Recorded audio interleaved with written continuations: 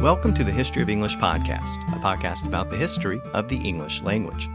This is episode 39, Not Lost in Translation. In this episode, we're going to explore how the early Christians in Britain used English words to understand a religion which came to them in Latin. This process required the first large-scale translation of foreign words into English. But this process had to overcome two hurdles, a relatively small English vocabulary and Germanic religious traditions which were very different from those of Christianity. But before we begin, let me remind you that the website for the podcast is historyofenglishpodcast.com, and you can contact me by email at kevin@historyofenglishpodcast.com, and you can follow me on Twitter at EnglishHistPod. And once again, a big thank you to those of you who've made donations to the podcast through the website. I sincerely appreciate the support. And I have some big ideas planned for later in the year. We're soon going to turn to the Viking invasions and the Norman conquest, and then sometime during the summer, we're going to transition into Middle English. Meanwhile, I'm also working on a written version of the history covered in the podcast, and my current plan is to have it available around the time that we conclude the Old English period.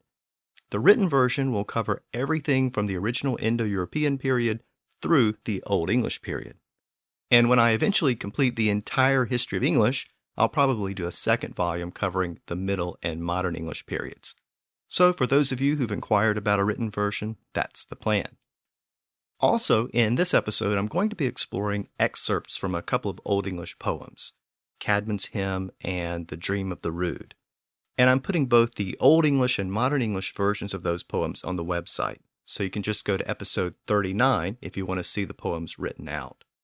So let's go ahead and turn to this episode. And I concluded last time by noting that the rise of monasteries in Britain ultimately led to a marriage of Latin and English. And for the first time anywhere in Western Europe, a local vernacular was starting to be used in conjunction with Latin to bring the message of the church to the people. But it's important to keep in mind that prior to this point, Latin and English had been segregated, occupying different worlds. Latin had been the language of the church, and English had been the language of the people, and those two didn't mix. The church had considered English a pagan language, unfit for church business. But that started to change at the end of the 7th century. Many local people were joining those new monasteries that were popping up around Britain, and most of the monks and nuns and support personnel spoke English as their native language. So a degree of bilingualism emerged within those monasteries. And last time I told the story of the cowherd Caedmon, who's the first known poet to use English poetry to promote Christian themes and ideas. And this led to an epiphany within the Anglo-Saxon church. English, the local vernacular, could actually be used as a tool to spread the message of the church. Now, converting kings and royal courts was essential to this process. But ultimately, the message had to reach the people. And in order to reach the ordinary people, the missionaries needed to be able to speak to them in their own language. Remember, most people were illiterate, and books were very rare. But throughout the Anglo-Saxon culture, poetry was listened to by all classes of society. And that poetry became a very powerful way to spread the message of Christianity. In many ways, it was like the radio or television of its day. It was a way to reach the masses. And it should be noted that at this early date, the idea of fusing Christianity with the local vernacular was really unique to Britain and English. In the rest of Western Europe, it was strictly Latin as far as the church was concerned. But Anglo-Saxon Britain was starting to be an exception, and that illustrates how powerful and influential regions like Northumbria had become. From around the same time as Caedmon, we have another story which illustrates how English was starting to be co-opted by the church. This particular story comes to us via the 12th century English historian William of Malmesbury. It tells us about Aldhelm, who was a scholar and a poet in Malmesbury in the south of England. Aldhelm lived around or shortly after the time of Caedmon. He was the first abbot of the monastery at Malmesbury, and he was a very highly regarded poet. Most of his poems were written in Latin, and he was one of the innovators of a particular style of Latin verse called hermeneutic Latin, which has a very complicated and elaborate structure. And we actually still have some of those Latin poems which he composed. But this is the story of English, and William of Malmesbury tells us that Aldhelm also wrote poems in English, and he set those English poems to music. So they were really songs which he performed. Unfortunately, all of his English poems have been lost to the centuries. Now, being a devout abbot, Aldhelm wanted to spread the Christian message to all the people in town. So he started hanging out at the end of a bridge, which was a major crossing point in town. And he stood there and he sang his religious songs in English. And crowds would gather to hear the songs in their own native language. And we're told that many people were brought to the church by Aldhelm and his religious songs. So here we have the story of an abbot who was basically a bard or a minstrel, standing at a bridge using Old English poetic verse to bring people to the church. And once again, we see that early marriage of Christianity and English. But in order for English to spread the message of the church, it meant that Latin terms and Christian concepts had to be translated into English. And that wasn't as simple as you might think. The Germanic gods and the Christian God were very different. Germanic gods like Woden and Thor were warrior gods, and they reflect the importance of the warrior tradition in Germanic culture. But the Christian tradition emphasized forgiveness, altruism, and self-sacrifice. Christianity itself evolved out of the Mediterranean religious tradition, with many concepts and ideas that were very foreign to the Germanic pagans. It was a monotheistic religion with one God, but there were three aspects to that God: the Father, the Son, and the Holy Spirit. So there was a subtlety and a complexity in the Christian message which was difficult to convey with traditional Old English words. So those bards and poets had to figure out how to represent those new ideas. And ultimately, they did it in two different ways. First, where they could, they translated Latin words and concepts into English. So in the process, they had to reinvent and reimagine the language. And they had to find ways to make English words express all of those new Christian concepts. But sometimes, there simply was no way to translate a word or concept into English. Remember that the original English vocabulary was a tiny fraction of what it is today. So in many cases, the Anglo-Saxons began to do something which they had previously been very reluctant to do. They began to borrow outside words into English. Now, this is a very important point because one of the defining characteristics of modern English is its willingness to borrow words from other languages. But up to this point in the history of English, it appears that English speakers were reluctant to borrow words from other languages. We've already seen that the Anglo-Saxons borrowed only a small handful of words from the native Celtic speakers. The original Old English language was a fundamentally Germanic language with very few non-Germanic words. Now, their ancestors back on the continent had borrowed a few Latin words from the Romans in the earlier centuries. But by this point, most Anglo-Saxons probably had no idea that words like street and sack and wall had been borrowed from another language. So it appears that the Anglo-Saxons were inclined to rely upon their own native word stock as much as they could. But that started to change around this time late in the 7th century, when English poets began to borrow Latin words to express these new Christian concepts. So at this point, we have these two fundamental events occurring within the language. In the remainder of this episode, I'm going to focus on the first of those two events, the translation of Latin words and concepts into English. And in the next episode, I'm going to focus on all of those new Latin words which were borrowed into English at this point. But together, both of those events fundamentally changed the English language. So let's look at how English poets and minstrels used the limited vocabulary of Old English to make it fit those new philosophical ideas. And the best place to begin is with the poem which started it all, Caedmon's Hymn. I concluded the last episode by reading the poem in Old English. This time, I want to take you through the poem to show you how Caedmon used Old English words in new ways. The first line of the poem was, Nu schulen hergen, haven rikes werd. The line can be literally translated as, now we must praise the heavenly kingdom's guardian. Nu is now. Schulen is shall. Hergen is an Old English verb which meant to praise. So, nu schulen hergen is now shall praise. The poem is actually missing the pronoun we, which was not unusual. Old English poems often omitted a word here and there to make the rhythm work properly. So the actual translation is now we shall praise. So all of that is very traditional Old English. But what are we praising? In the second half line, Caedmon tells us that it is the Heaven Rikes Werde, the heavenly kingdom's guardian. In other words, God. And this is really a good example of an Old English poet using a traditional Germanic stock phrase to describe the Christian God. So let's look a little closer at that phrase, Heaven Rikes Werde. Heaven is heaven. Rikes is kingdom. That's that same Germanic root word that we keep coming across in the podcast. Rikes eventually became richa and then rich in modern English, and it's cognate with rex in Latin and Reich in German. So, Heaven Rikes is heavenly kingdom. And the last word is Werde, which later became ward and then warden in modern English.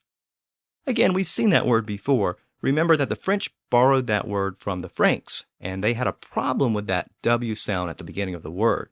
So in French, the word went from warden to guardian. So modern English actually has both versions of the word, warden and guardian. So Heaven Rikes Werde is heavenly kingdom's guardian. Now the reason why this particular phrase is so significant is because it was derived from a common stock phrase in Germanic poetry. A couple of episodes back, I discussed how poets used stock phrases, and they would fill in the blank with a word which satisfied the required alliteration. Well, blank werde is one of those stock phrases, meaning blank warden or blank guardian. In Beowulf, the Danish king Hrothgar is referred to as Beahorde Werde, which was the ring hoard warden or guardian of the ring hoards. And Beowulf describes himself as Folkes Werde, which was the folk's warden or guardian of the folk or the people. The monster in Beowulf is described as Beorges Werde, the barrow warden or guardian of the barrow. And in the poem The Seafarer, the cuckoo bird is described as Sumeres Werde, summer's guardian. And in Germanic culture, a king was often referred to as Rikes Werde, a kingdom's guardian. So this was a very Germanic term, and it reflects the notion of a king as a warrior or guardian who protects his kingdom. In fact, Beowulf uses that particular phrase to describe Hrothgar in the Beowulf poem. But Caedmon took this standard Germanic term for a king, and he applied it to the Christian God. So Rikes Werde became Heaven Rikes Werde, heavenly kingdom's guardian. And again, this is the first instance of that Germanic term for a king being applied in a Christian context.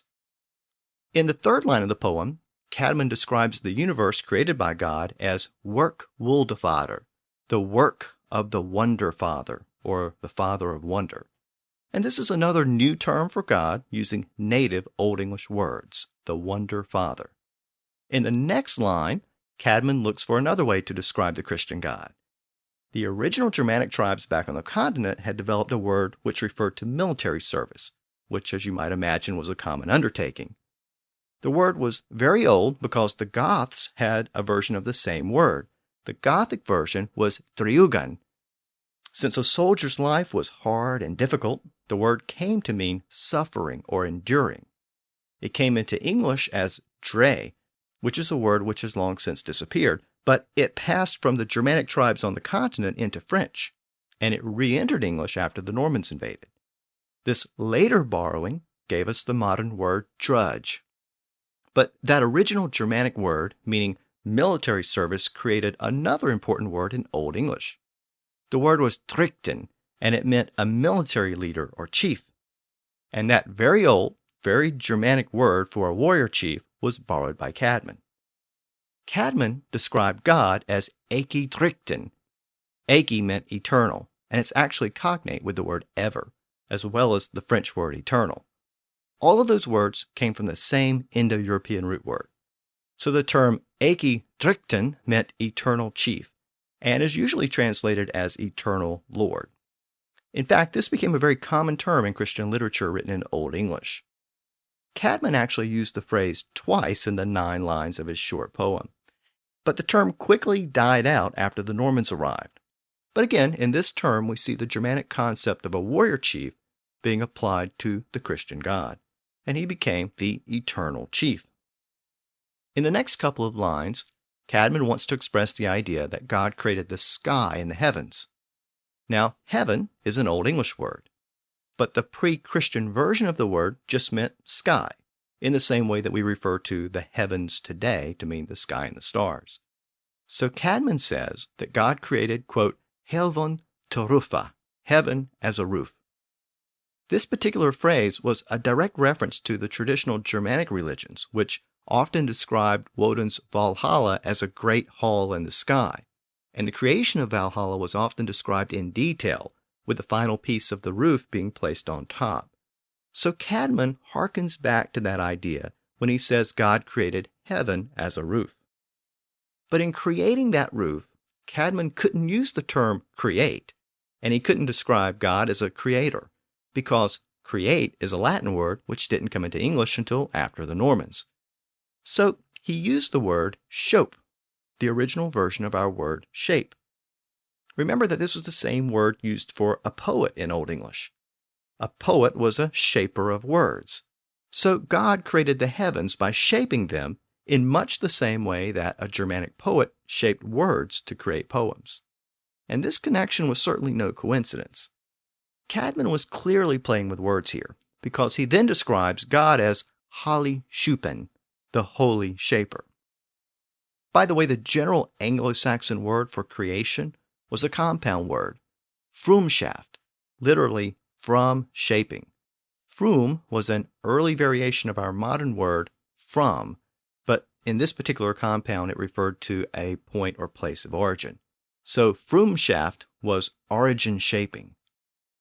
So in Caedmon's hymn, God shaped the heavens, but then he needed to create the earth, or more specifically, the material world.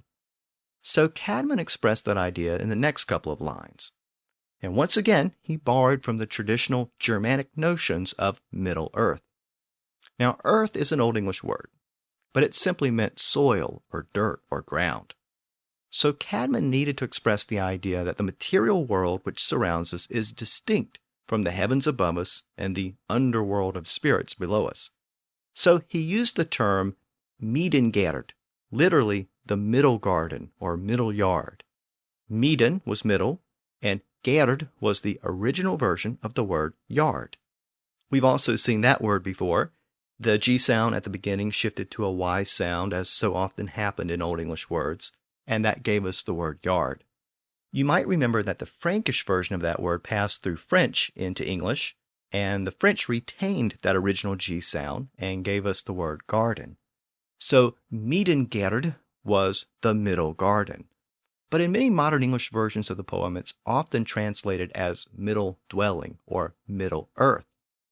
So here you can see how Tolkien's later concept of Middle Earth was influenced by these early Anglo-Saxon traditions. But for Caedmon, it was simply his way of using native Old English words to describe the material world caught between heaven and hell. He then gives us a final euphemism for God, and he returns to that stock phrase which I began with, blank werd. Well, he had just used that term Midengard for middle garden, so he needed to maintain the required alliteration with a word which began with the M sound. So with the use of that stock phrase, he created the term Moncunis werd, literally mankind's guardian. But again, in that term, mankind's guardian, we see the Germanic notion of a protector of the people, someone who defended the people from external dangers and threats. It's really the same idea as Beowulf, who arrived to protect the Danes by killing the monster Grendel. Well, that's what Germanic heroes did. They were glorious and brave protectors. And Caedmon describes God as not just the protector of a specific tribe or nation, but a protector of all of mankind.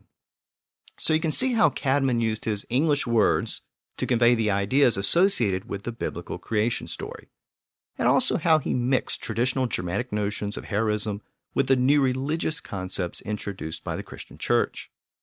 And note that he didn't use any Latin or Greek words. It was strictly English.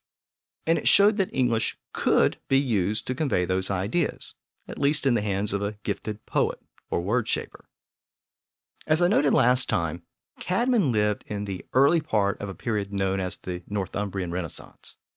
This was the period when literacy and arts and culture were exploding around this northernmost kingdom. And literacy was a relatively new concept, so even artists sought to incorporate writing into their artwork. So it's not surprising that many of the artifacts produced during this period reflect a combination of both artistry and literacy. I discussed the Lindisfarne Gospels in the last episode, and that book was also a work of art. Another example of this fusion of artwork and literacy is the Ruthwell Cross, a large, elaborate stone cross which was produced in the northern part of Northumbria, in what is today southern Scotland.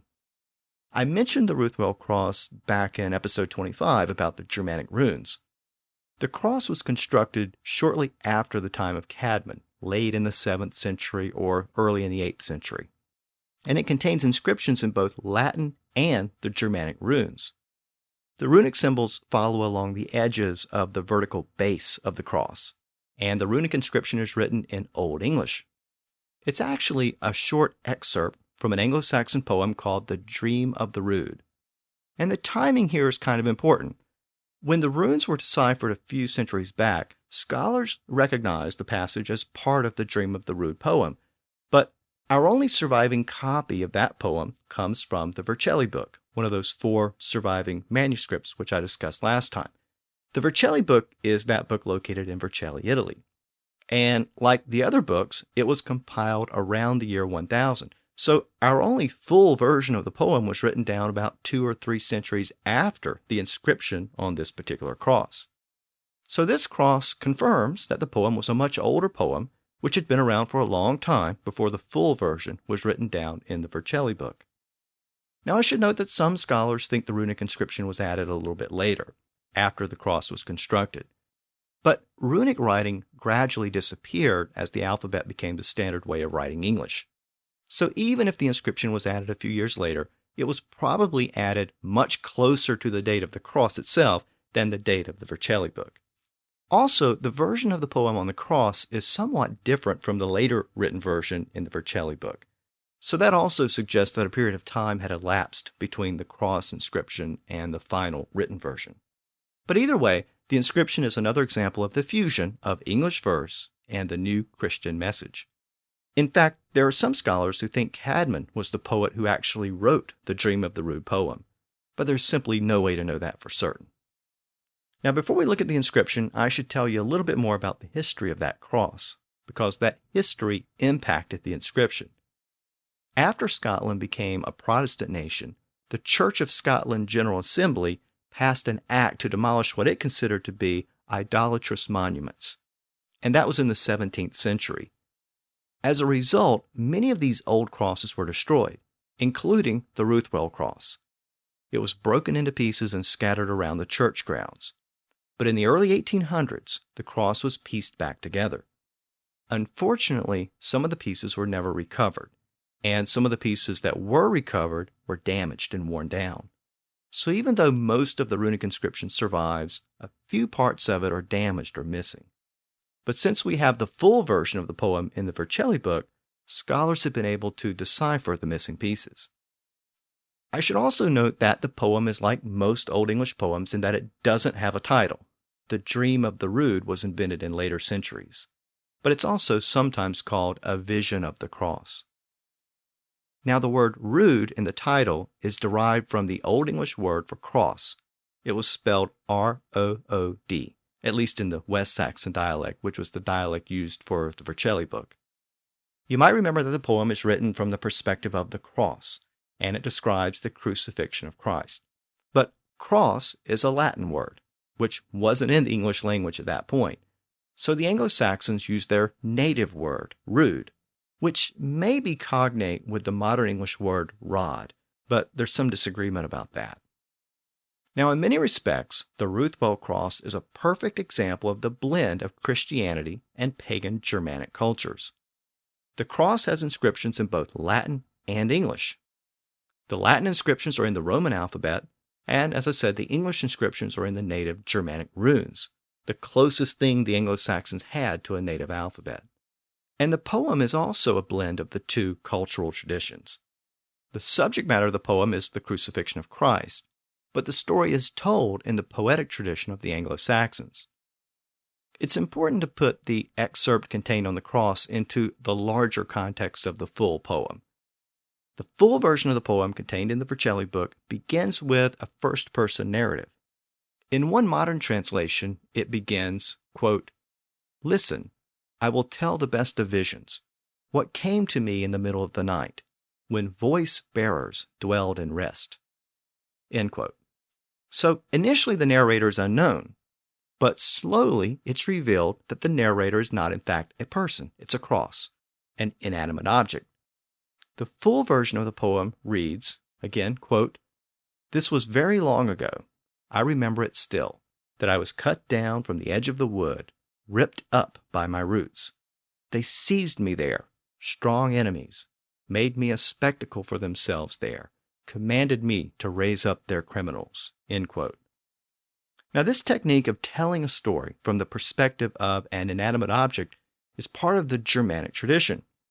As we'll see in a future episode, the Old English poets loved to compose riddles where an object would describe itself in very general terms, and the reader or listener had to guess what the object was. So the poet who composed The Dream of the Rood was following that same tradition. Again, once it's revealed that the narrator is a cross, used for the crucifixion of criminals, we begin to see the Christian elements fusing with the Germanic structure of the poem. And at that point, Christ is introduced into the poem. And that also happens to be the portion which is written on the Ruthwell Cross. The first part of the inscription is damaged, but it describes Christ disrobing and climbing upon the cross. Then the inscription includes the following passage in Old English. "Ich riche kuning, hevonis haford, helda ich na dorsta, besmeerdu Caedmon beergud, ich mit bloede bestemed, begotten of das gumen seeden." In modern English, the passage reads, "I held high the powerful King, heaven's Lord. I dared not bend. Men mocked us both together. I was slick with blood, sprung from the man's side." Now, this passage is a good example of the synthesis between Germanic poetry and Christian themes. First, we get the description of Christ, and once again, we see Germanic terms for nobility being used in a religious context. So Christ is described as the powerful king, Richne König, rich king.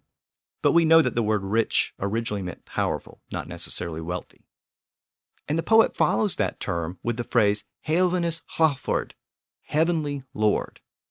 And this term is also very notable because it's the first known example of the word Lord being used in a Christian context. The word Lord is an Old English word, and it was yet another name for a noble in the sense of lords and ladies. So much like guardian, king, and Richten, this was another secular term applied to Christian use.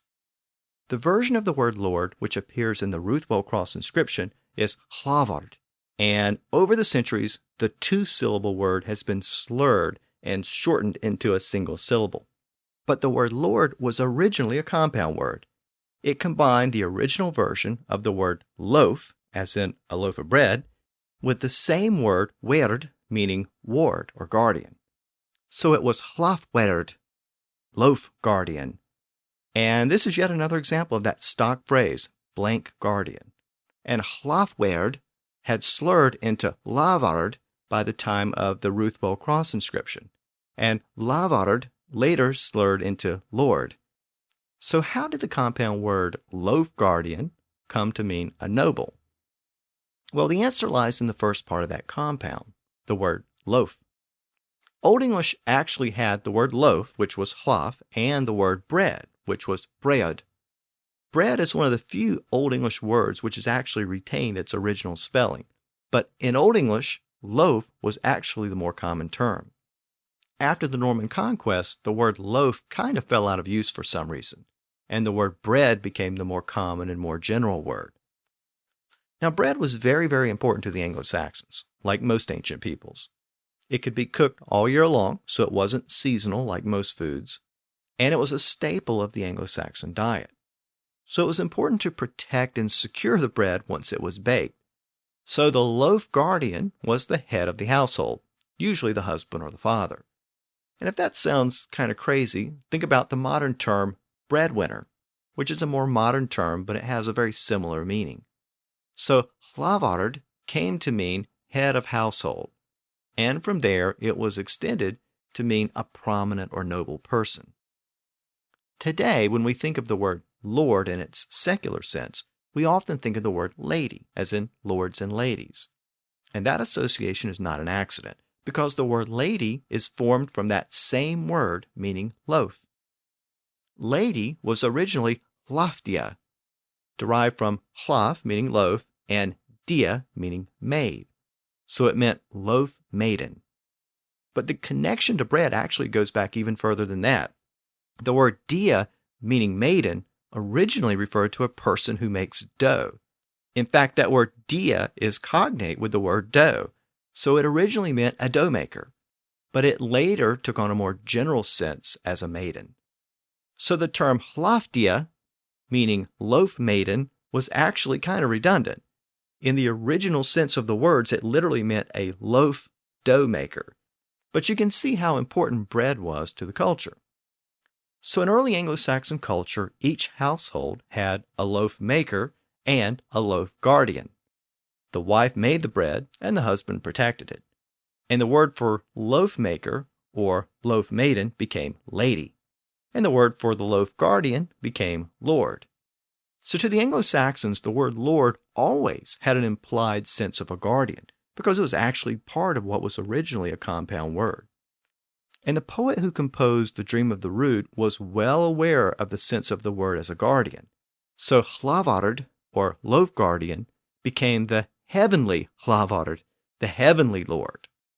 And from there, we get the modern Christian use of the term lord in its Christian context. By the way, since I'm discussing the importance of bread in ancient societies, I should note that the word companion, from Latin, is literally the person with whom you share bread. In Latin, com meant with, and pan meant bread. So a companion was a person who was with you while you ate your bread. So let's return to the Dream of the Rood. After using terms like powerful king and heavenly lord, the poet then uses a line which is one of the most quoted lines in the poem. Ich was mit bloede bestamed, begotten of das Gumen Sieden. If we break it down, it reads, Ich was meath, I was with. Bloede bestamed, blood besteamed, but it meant moist or wet with blood. Begotten of, begotten of, das Gumen Sieden, the man's side. Remember, gumen was another word for man in Old English, as in Bridgumen, meaning bridesman. So if we break it down, we can actually start to recognize it in modern English. So the whole line in modern English reads, I was wet with blood, sprung from the man's side. Now this line is important because it shows how the poet combined elements of Germanic paganism with Christianity. You see, Germanic heroes were warriors. They battled their enemies, and they often found themselves covered with blood. Let's compare this passage about Christ on the cross to the story of Beowulf. At the end of the Beowulf poem, Beowulf battles a dragon, and in his last moment of victory, having defeated the dragon, he finds himself covered with blood and dying, and he's attended to by a loyal thane. In the so-called Donaldson translation of the poem, the passage reads, quote, Then with his hands the thane, good without limit, washed him with water, blood besmeared. The famous prince, his beloved lord, sated with battle.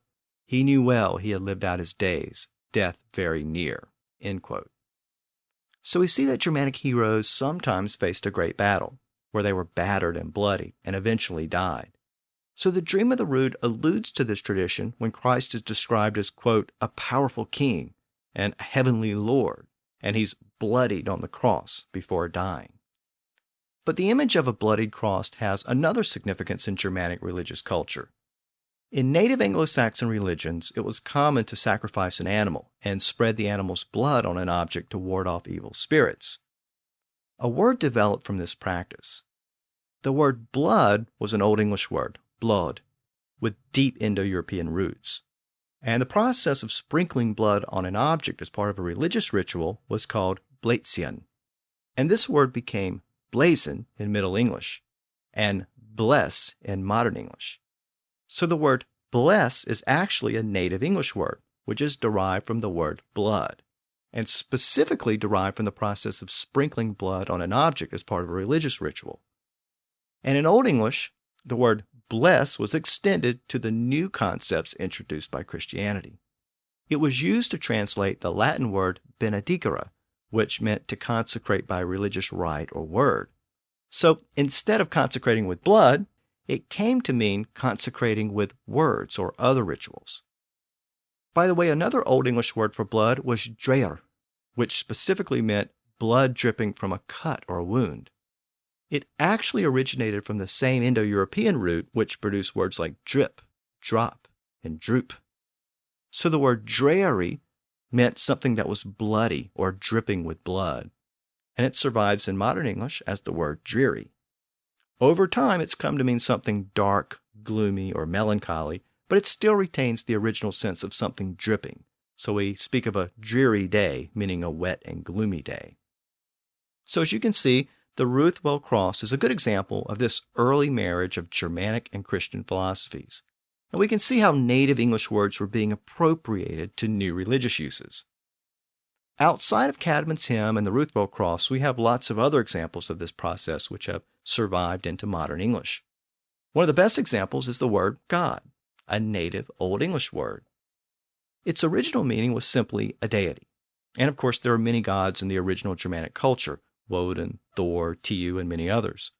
But within Christianity, a monotheistic religion, it became the God, the supreme being. Apparently, the Anglo-Saxons didn't feel the need to borrow the Latin word deus. Their native word would do just fine.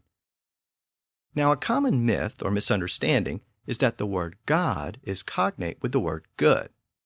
It seems like a reasonable assumption, but it's not true. The word good derives from a completely different Germanic and Indo-European root, but the similarity can create some confusions. A good example of this confusion is one of the most common words in the English language, goodbye. We naturally assume that the good in goodbye means, well, good, as in good day or good evening. But it actually means God. It derives from an early Middle English saying, God be with you. As you may know, French has the word adieu, and there we see the Latin word for God, deus. So adieu literally meant to God in French, but that was actually a shortened version of the original French phrase, which was adieu vous commande, which was I command you to God. And after the Normans arrived in Britain, the phrase was translated into English as God be with you. In the same way that French ultimately shortened the French version to just adieu, English speakers did the same thing. God be with you was shortened to simply God be, and later goodbye. The change from God to good was probably influenced by phrases like good day and good night and good evening, which were already in the language. Another example of the common confusion of good and God is the word gospel. A lot of people think that the word derives from the word God, but actually it comes from the word good. And it represents a literal translation of the Greco-Roman term evangelium, which gives us words like evangelist and evangelical. The original Greek word meant good news.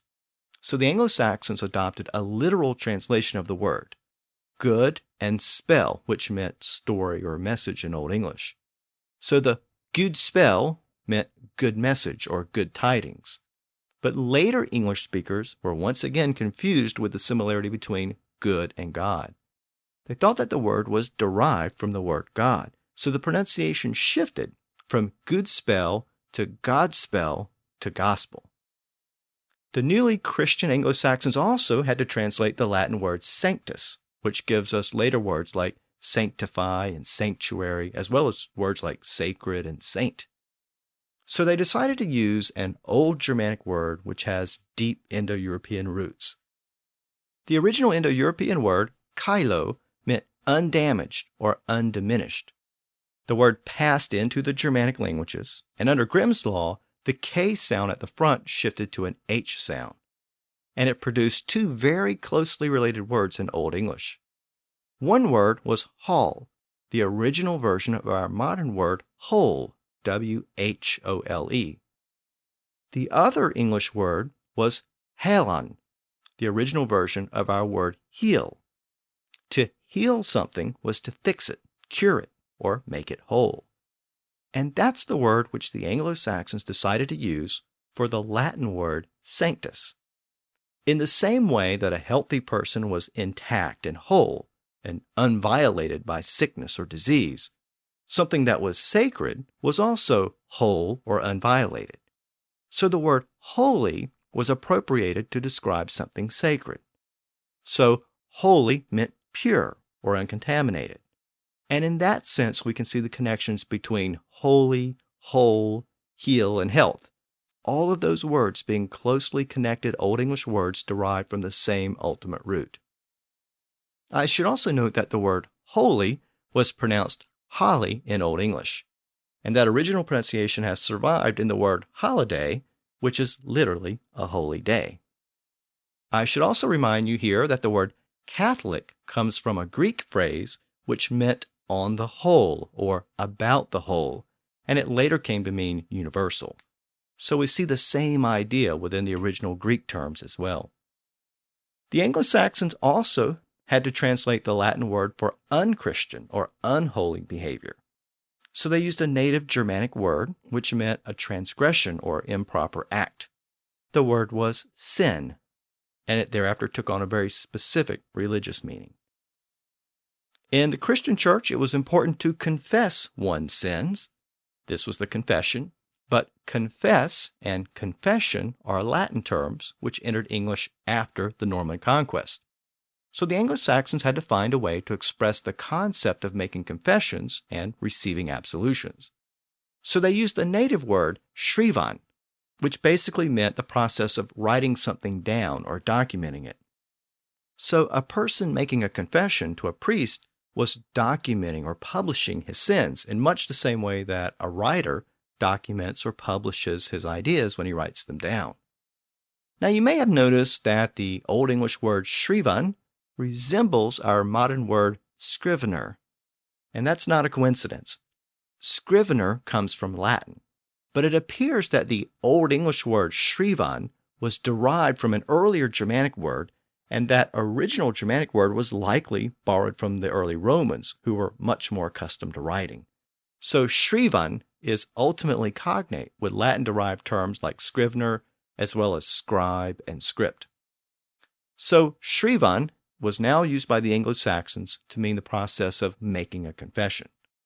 The noun form was schrift, meaning the actual confession and giving of absolution.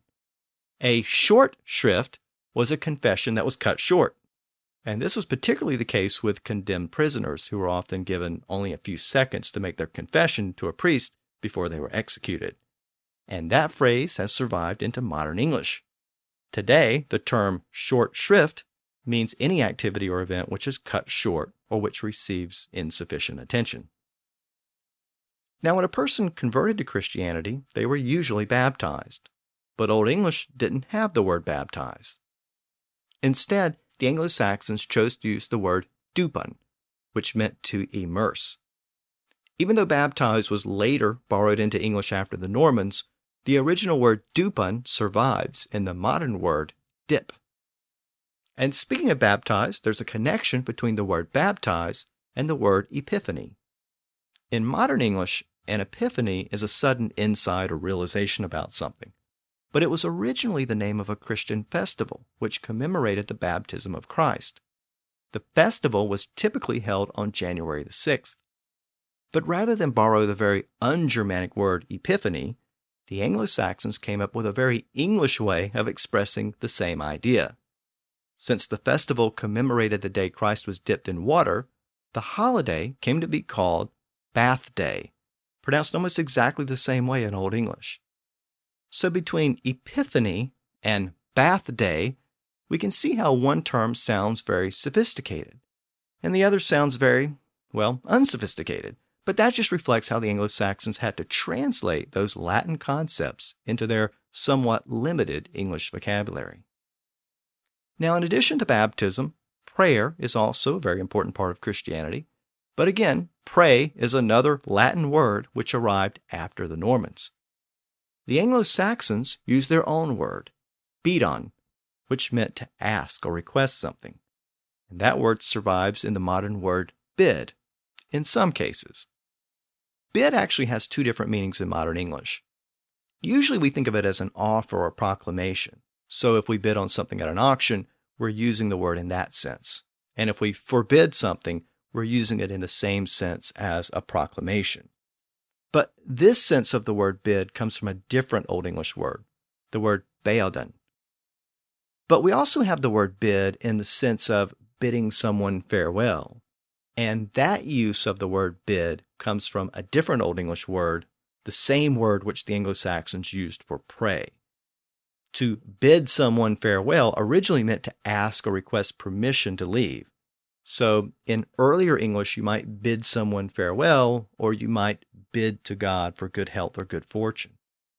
Now, sometimes worshipers would maintain a string of round stones or metal balls, and they would use that string to count their prayers. But remember, they weren't called prayers in Old English. They were called bids or beads. So you didn't count your prayers on the string, you counted your beads. And that's the ultimate origin of the word bead, B-E-A-D. So an incredibly common English word like bead derives from this process of converting Latin words and Christian concepts into Old English. Now, earlier in the episode, I mentioned the word heaven, which originally meant the sky. And that word was appropriated for the Christian concept of the place where Christians go when they die.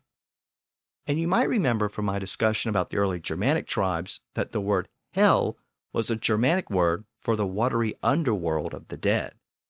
The Old Testament had used the Greek word Hades, but the Anglo-Saxons chose to appropriate that Germanic word hell, and over time the concept evolved from its original notion of a dark, watery underworld to its Christian notion of a place with fire and brimstone.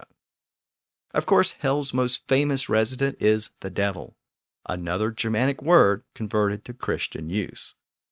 The original Hebrew version of the Old Testament used the word Satan or Satan. When the Old Testament was translated into Greek, Satan was translated as diabolos, which meant slanderer. The Latin translation basically just used the same Greek word, and that word gives us a modern word like diabolic. But the Anglo-Saxons looked for a native word to describe the fallen angel, so they used devil, which meant an evil spirit or devious person, and the devil got his modern English name. Now, a few episodes back, we looked at Ethelbert's laws of Kent, which were called the Domus because the words law and judgment hadn't entered English yet. So when the Anglo-Saxons had to translate the word Judgment Day, they used their native word for judgment, and Judgment Day became Doomsday, a word which still survives into modern English. So as you can see, the Anglo-Saxons were originally inclined to use native English words where they could. But the limited vocabulary of Old English could only do so much. And gradually, the Anglo-Saxons began to adopt Latin words rather than trying to find English ways of saying the same thing. Next time, we'll look at that process, and we'll explore a lot of the Latin words which came into English long before the Normans arrived. And this will mark the first large-scale borrowing of foreign words into the English language. So until next time, thanks for listening to the History of English podcast.